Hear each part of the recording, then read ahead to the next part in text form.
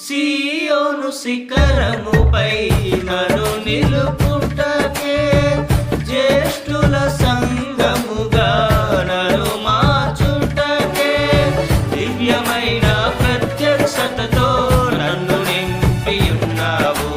సుందరమైన నీ పోలికగా రూపుదిద్దుచున్నావు. నీ రాజ్యము పరిశుద్ధ నగరము, ఆ రాజ్యమే నిత్య సంతోషము. నీ రాజ్యము పరిశుద్ధ నగరము, ఆ రాజ్యమే నిత్య సంతోషము.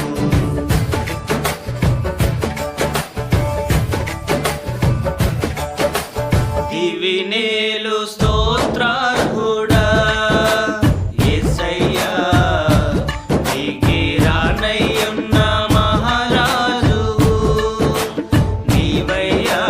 మొదటి వాడవు, కడపటి వాడవు, యుగ యుగములలో ఉన్నవాడవు.